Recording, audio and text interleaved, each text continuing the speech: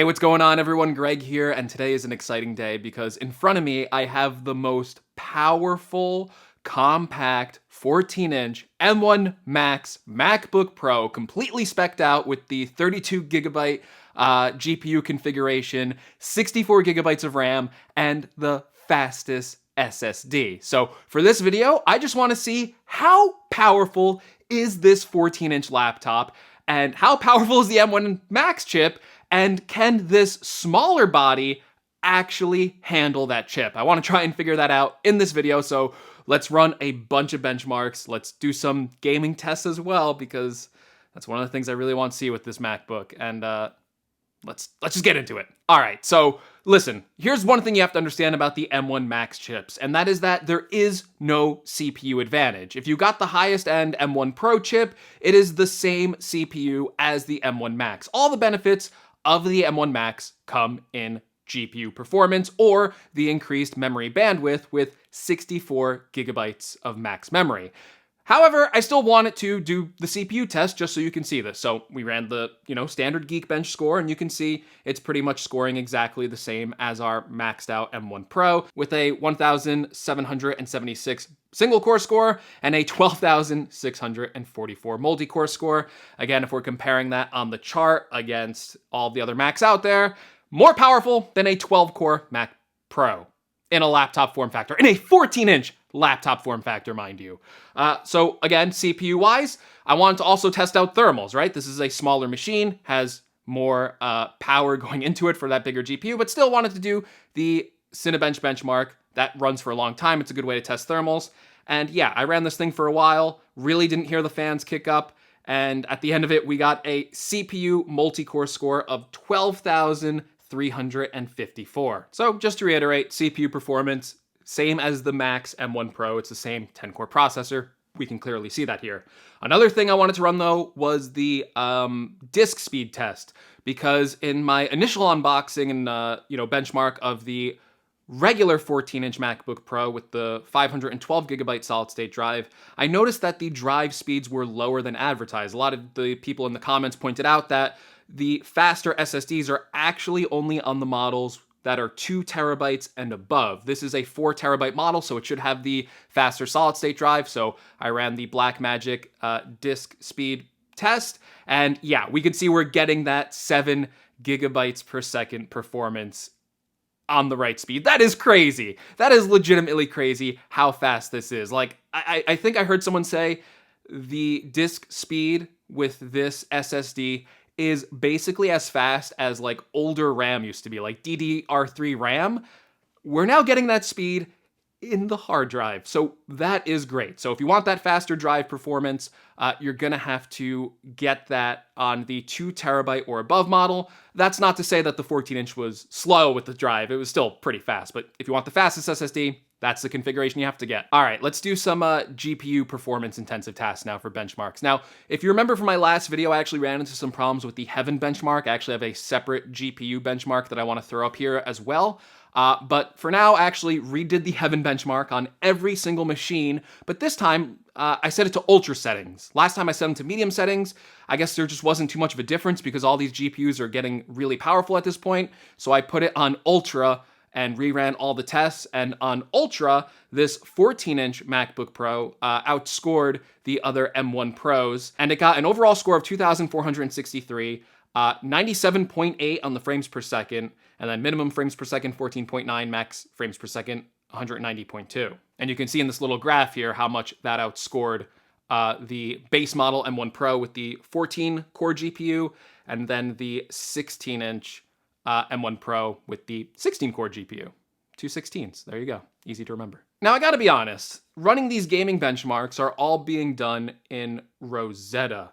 That's the translation layer for Apple to run these apps that were designed for x86 architecture. Old Intel processors and AMD graphics cards, they have to kind of convert that. So you're actually not seeing the full performance of this GPU in something like a Heaven benchmark. It's actually being held back, really, like extremely held back. So there was another benchmark that I was pointed to. This one's called GFX Bench, and it's a cross-platform, cross-API GPU benchmark. So I wanted to run that one as well. The most popular one seems to be the Aztec Ruins high tier off screen.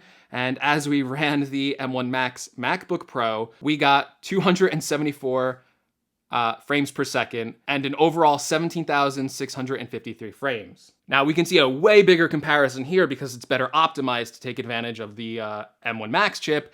And when you compare that against the 16-core M1 Pro, you can see that it does easily outbeat it. And the M1 Pro got 165 FPS, 10,624 frames. Now, I just want to walk you through this graph because this is a popular benchmark, so there's a lot of GPU benchmarks for this one. And you can see that the M1 Max with this 32-core GPU configuration is outscoring an NVIDIA RTX 3070. That's a very popular graphics card, a very good one. And you can see that the performance on this is actually really good. And it's kind of lining up with Apple's claims because they also showed off this chart where it was facing a 3080. Now, Apple claimed it wasn't as powerful as a 3080, but they said it would get you close to that performance while also saving you a bunch of energy. Just quickly, I also want to throw up the Geekbench scores for the Metal score and the OpenCL score. So on Metal, the 14-inch Max got a 68,064. And then on the OpenCL score in Geekbench, it got a 61,957. So these chips are super impressive for GPU when looking at these benchmarks, when looking at programs that can take advantage of this M1 Max architecture. Like, Apple's claims here are true. The GPU in this thing, if it's optimized to take advantage of these tasks, is impressive. Now, you've probably noticed a bunch of wording there of like, if it is optimized, if it's that. There's a catch here, isn't there, Greg? There is. So, I told you before, if it's unoptimized, it's not that impressive because it has to go through that Rosetta translation layer. And I know for me, one of the things I always love to test is just like gaming. And I was kind of disappointed here because I thought, even though this was running through the Rosetta translation layer, I thought these GPUs looked beefy enough that maybe Apple could like brute force their way through some of these unoptimized games that are still running on Rosetta, which is basically all of them at this point. And I thought we would see like really high scores, and I just didn't see that.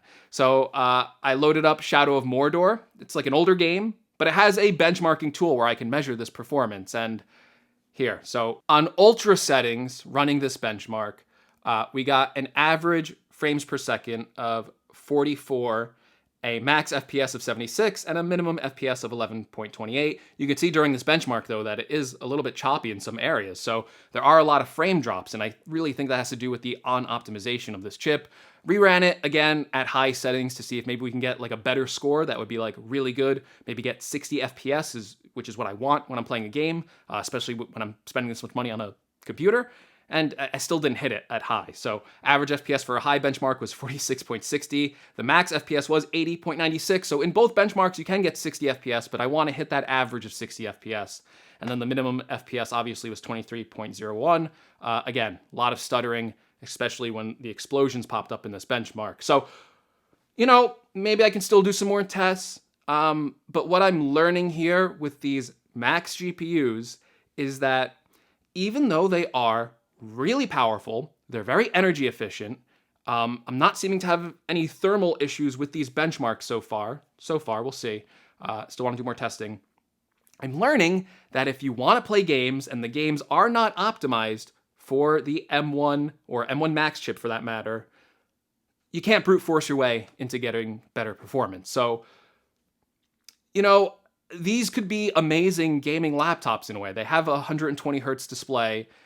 They have a GPU that can compete with like a 3070, and the energy efficiency is there.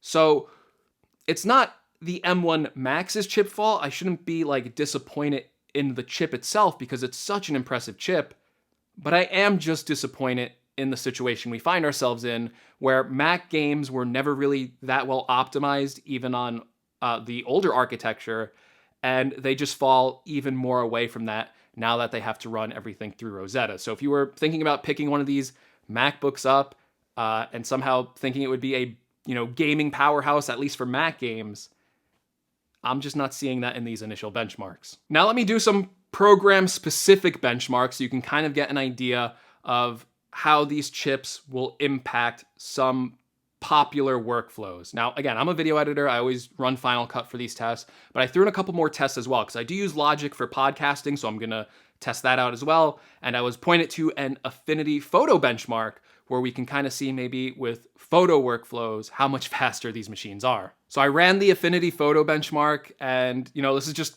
a bunch of numbers at this point, but the reason why this is so impressive is because they ran the same benchmark on a $6,000 AMD Radeon Pro W6900X. That's the GPU you can get in a Mac Pro, and the M1 Max beat that $6,000 GPU. Now I know that GPU is a little bit overpriced because it's an Apple Systems, but still, you're getting better GPU performance in Affinity Photo on the M1 Max than you would if you configured this on a Mac Pro. Do you get it? It's crazy. It's crazy. This is impressive stuff. Okay, next, I saw a lot of people asking me about like music, and especially in Logic and stuff like that. Now, I'm not really I'm not a musician, not really. Like I was about to tell you, I'm like half a rock star. I'm not a musician. I do have a podcast called GadgetCast. You should definitely check it out if you want even better conversations than this video, because I have a co-host, Travis MCP, great guy. But anyway, I edit the podcast, and that usually details bringing in a multi-track file. This is 14 separate tracks, and it's usually 2 separate files of 14 tracks. And when you combine them together, it's like 8 gigabytes of WAV, the WAV format. So uncompressed audio, and I got to compress that down to an MP3. And I basically did a bounce test to see how fast it would export a normal podcasting session. And normally I would delete some of these tracks, but I actually left all of them in just to stress test it even more. So we got 14 tracks, just a little bit over an hour of audio. And I did a bounce in Logic. That's an export, by the way, if you don't know what that means. So that got done in 1 minute and 55 seconds. So if you use Logic, maybe that information will be useful to you. All right. Now for what I can talk about, Final Cut Pro export tests. So we did the same test on the base model Mac and the higher tiered 16-inch M1 Pro Mac. And what we discovered with those Macs with H.264 footage, the export times were very similar. However, for this M1 Max, it was even faster. This was crazy to me. So I was able to take a 10-minute 4K clip, a very simple clip, no major graphics or anything like that, just a very simple clip just to see how fast it can be theoretically. And I exported that 10-minute 4K clip in 2 minutes and 44 seconds. That is the fastest exporting time I have ever seen on a Mac. That is fast. To compress that, get that down to 2 minutes and 44 seconds, I can get my YouTube videos up super quick. So I'm very happy with that. Now there's also the ProRes test, right? So the ProRes exports on even the base model MacBook Pro and the higher tiered M1 Pro, God, this is so hard to do, was pretty fast. So I wasn't even expecting the M1 Max to be faster, but spoiler alert, well, not spoiler, it's here. It was. So ProRes, 4K, 10-minute clip, just over a minute.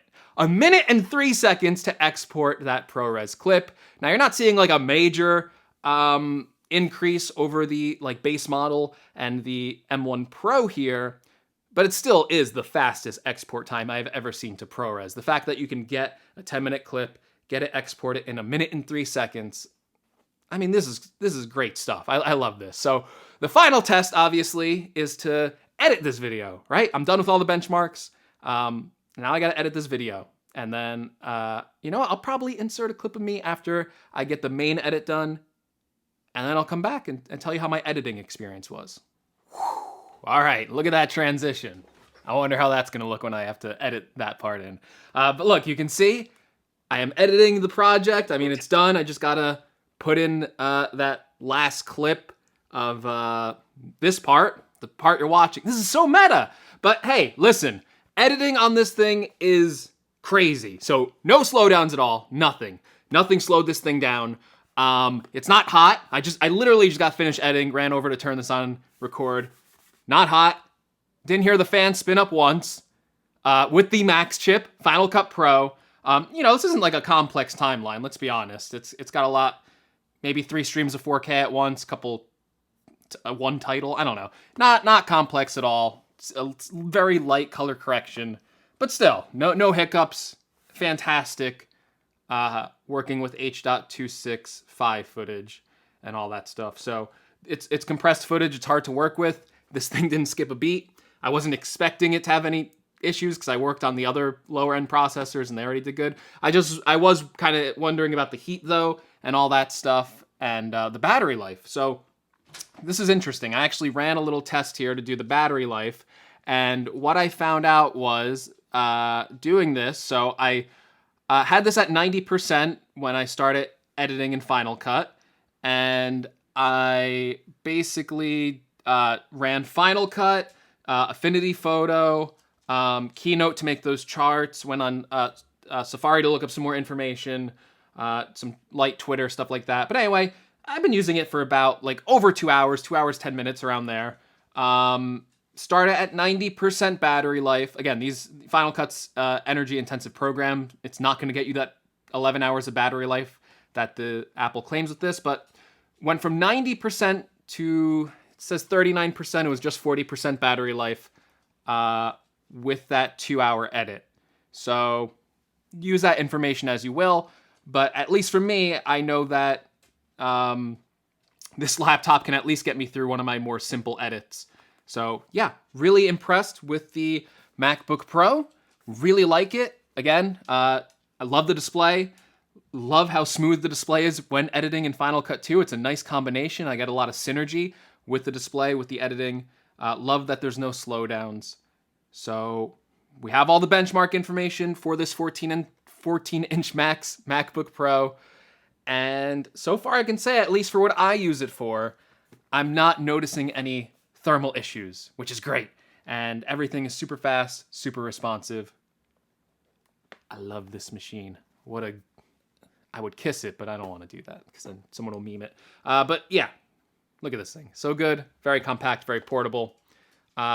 As for whether the Max chip is worth the extra money, I really don't know. You saw some of the charts, you saw some of the comparisons. Try and adjust this to your own workflows.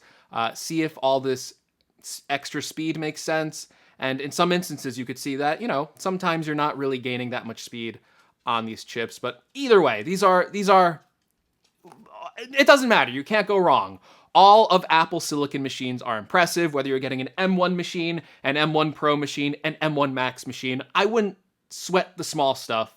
These are great computers so far. So hopefully you found this video helpful. I really hope you did with all these tests. This was the most powerful M1 Max MacBook Pro 14-inch version, benchmarked, complete. But stay tuned because I got a lot more videos coming up. So you don't want to miss it. A lot more MacBook videos to come. So make sure you subscribe to the channel. Give this video a like if you liked it. And I will see you all in the next video. Thank you so much for watching. Take care.